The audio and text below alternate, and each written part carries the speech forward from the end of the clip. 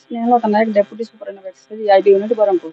ଆଜି ଆମର excise commissioner sir Shriyukta Narasingha Bhol sir ଏବଂ ତାଙ୍କ ଆଦେଶରେ ଆମର excise deputy commissioner sir Shriyukta Dambarudhar ଖନ୍ନାଙ୍କ ତତ୍ତ୍ୱାବଧାନରେ ଆଜି ଆମେ ଟିମ୍ କ୍ରିଏଟ୍ କରିକି ଆମର ଅନ୍ ଇନଫର୍ମେସନ୍ ଥିଲା ଯୋଉଟା କି ଗଞ୍ଜେଇ ଆସୁଛି ବୋଲି ଆମ ଷ୍ଟାଫ୍ ମାନେ ଯାଇକି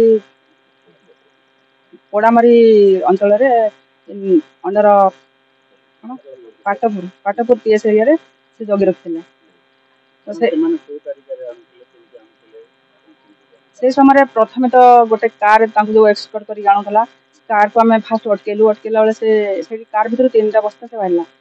3ଟା ବସ୍ତା ବାହାରିଲା, ତାକୁ ଡିଟେନ୍ କଲା ବେଳେ ସେମାନେ କହିଲେ କି ଆମର ଗୋଟେ ପଛରେ ଗୋଟେ କଣ୍ଟେନର ଅଛି, କଣ୍ଟେନରରେ ବି କିଛି ଗଞ୍ଜେଇ ଅଛି। ତାପରେ ଆମେ ସେଠି ବ୍ଲକିଂ କରିକି ଚେକ୍ କରିବା ସମୟରେ ତ କଣ୍ଟେନରକୁ ଯେତେବେଳେ କଣ୍ଟେନରକୁ ଅଟକେଇକି ତା ଡ୍ରାଇଭରକୁ ଡାକି ଆଣିକି କହିଲା ବେଳେ ସେ କହିଲା କି ଗୋଟେ ସିକ୍ରେଟ୍ ଚାମର ଦେଖିଲା, ସେ ସିକ୍ରେଟ୍ ଚାମରରେ ଗଞ୍ଜେଇ ଷ୍ଟୋରେଜ ହେଇକି ଥିଲା।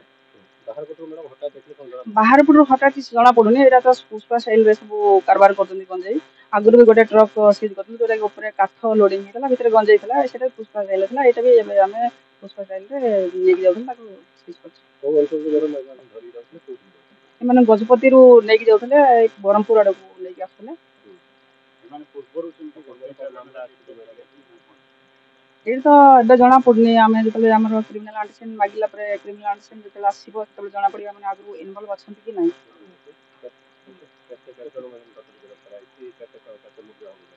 ଏଇଠି ଆମର ଏବେ 4 ଜଣ ଆରେଷ୍ଟ ହେଇଛନ୍ତି। ଏହାର 4 ଜଣ ଆରେଷ୍ଟ ଏବଂ କାର୍ରେ 96 କେଜି ଥିଲା, 320 କେଜି କଣ୍ଟେନର ଭିତରେ ଥିଲା। ତ ଟୋଟାଲ 416 କେଜି ସିଜ୍ ହେଇଛି। ଯିଏ କଣ୍ଟେନର ଡ୍ରାଇଭର ଯିଏ ଥିଲା ସେ ତାମିଲନାଡୁର, ଆଉ ଯିଏ ହେଲ୍ପର ଯିଏ ଥିଲା ସେ ଗଜପତିର, ଆଉ କାର ଯୋଉ 2 ଜଣ ଥିଲେ, ଜଣେ ରାୟଗଡ଼ାର, ଜଣେ ଗଜପତିର। ଏଇଟା ଆମର ଆନୁମାନିକ ମୂଲ୍ୟ ଗଞ୍ଜେଇର 41,60,000 ହେଇଯିବ ଏବଂ ଗଞ୍ଜେଇ ସହିତ ଆମେ ଯଦି ଗାଡିର ମୂଲ୍ୟ ମିଶେଇଦେବା, ମିଶେଇକି ହେଲେ ହାରାହାରି 57 ଲାଖ ହେଇଯିବ।